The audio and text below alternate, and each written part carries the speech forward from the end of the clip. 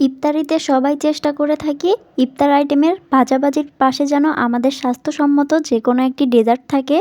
আর সেই ডেজার্টটা যদি এরকম চিড়ার এই ফালুদা হয় তাহলে এটা মন্দ তেমন কিছুই না। আজকের এই চিড়ার ফালুদাটা খুবই স্বাস্থ্যসম্মত, আবার ইফতারের জন্য এই আইটেমটা বেস্ট হবে। হ্যালো এভরিওয়ান, আসসালামু আলাইকুম। তার আগে বলে রাখি সুমাইয়া কুকিংয়ে আপনাদেরকে স্বাগতম।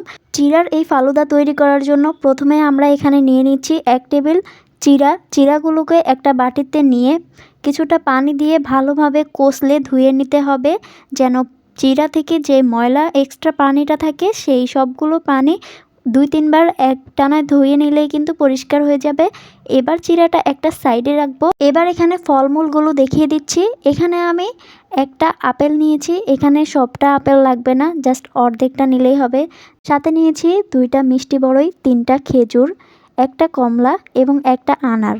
এবার সবগুলো ফল কাটাকাটির পালা। আমি এখানে যে ফলগুলো পিস করতে হবে ছোট ছোট আকারে সেগুলো একটু পিসগুলো আপনাদেরকে দেখিয়ে দিচ্ছি।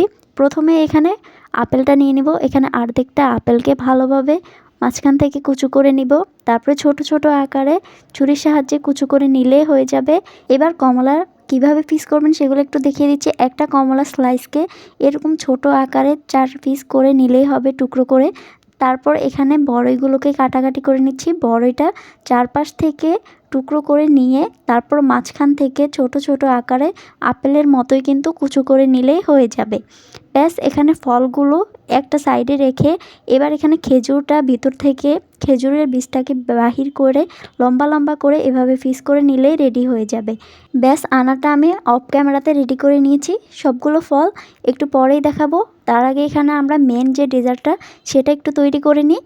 প্রথমে একটা প্যানে 500 গ্রামের মতো গরুর দুধ নিতে হবে, লিকুইড দুধ। তারপর এটাকে একটু জাল দিয়ে এখানে দিয়ে দিব 1 টেবিল চামচ চিনি। চিনিটা আপনারা মিষ্টিটা বুঝে দিবেন, কম খেলে কিছুটা কম দিতে পারেন, কোনো অসুবিধা নেই।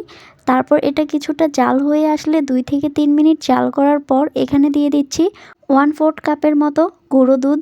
এখানে পাউডার যে মিল্কটা থাকে ওইটা দিয়েছি। এবার এই মিল্কটা দেওয়ার ফলে এই দুধটা আরও অনেকটা বেশি ঘনত্ব আকারে চলে আসবে আর ডেজার্টটা খেতে আরও বেশি মজার হবে। ব্যাস, এখানে কিছুটা 4 থেকে 5 মিনিট জাল করার পর ডেজার্টটা অনেকটাই কিন্তু ঘনত্ব আকারে চলে আসবে আর উপরের কালারটা কিছুটা হলদে টাইপের কালার হয়ে আসলে এই পর্যায়ে বুঝতে হবে দুধটা হয়ে গেছে। এবার দুধটাকে কিছুটা সময় সাইডে রেখে কিন্তু ঠান্ডা করে নিয়েছি। এক ফাঁকে আপনাদেরকে আমি ফলের কাটিংটা দেখিয়ে দিচ্ছি, সবগুলো ফল। এবার সবগুলো উপকরণ বানানোর পালা। এখানে একটা বড় সাইজের বাটিতে আগে থেকে ধুয়ে পরিষ্কার করে রাখা চিড়াগুলো দিয়ে দিব সাইড দিয়ে, কিছুটা ছড়িয়ে দিতে হবে। এরপর ঠান্ডা করা দুধটাকে উপর থেকে চারদিকে ছড়িয়ে দিবেন। দুধটাকে চারদিকে চামচের সাহায্যে ছড়িয়ে দিয়ে এখানে অ্যাড করে দিব মিষ্টি বড়ইয়ের যে কুচিগুলো রেখেছিলাম সেগুলো। এবার এখানে অ্যাড করে দিব আপেল কুচি। আপেল কুচিটাকেও সাইড থেকে ছড়িয়ে কিন্তু দিতে হবে। এরপর এখানে দিয়ে দিচ্ছি কমলার কুচিটাও চারদিকে ছড়িয়ে দিবেন। এরপর এখানে আনারটা দিয়ে দিব চারদিকে ছড়িয়ে, সবগুলো উপকরণই চারদিকে ছড়িয়ে দিবেন। এরপর কেটে রাখা খেজুরগুলো উপর থেকে দিয়ে দিব। কেটে রাখা খেজুরগুলো দেওয়ার পর এখানে সম্পূর্ণভাবে চিড়ার এই ফালুদাটা রেডি হয়ে গেছে। ব্যাস, এটাকে এবার নর্মাল ফ্রিজে 10 মিনিট কিন্তু একটু ঢাকনা দিয়ে ঢেকে রেখে দিবেন। এটা কিছুটা ঠান্ডা আকৃতির হয়ে আসলে খেতে অনেক বেশি মজার আর এটা এত বেশি ফ্লেভারফুল। এটা আসলে ফালুদার মতোই দেখতে আর খেতেও কিন্তু সেম ফালুদার মতোই টেস্টটা পাওয়া যায়। এটা যদি একবার ইফতারের টেবিলে বানিয়ে নিতে পারেন তাহলে আমার মনে হয় না এটাতে তেমন আমাদের কোনো স্বাস্থ্যের ঝুঁকি হবে। এটা খেতে খুবই মজা আর বিশেষ করে বাচ্চারা কিন্তু ইফতারের টেবিলে এরকম ছোট একটা বাটিতে এই চিড়ার ফালুদাটা দিলে খেতে ভীষণভাবে ভালোবাসবে এবং তাদের রোজা রাখার যে আকর্ষণটা সেটা আরও বেশি বাড়িয়ে আসবে। ইফতার টেবিলে এরকম স্বাস্থ্যসম্মত যদি একটা ডেজার্ট রাখা যায় তাহলে আর কি লাগে বলুন তো।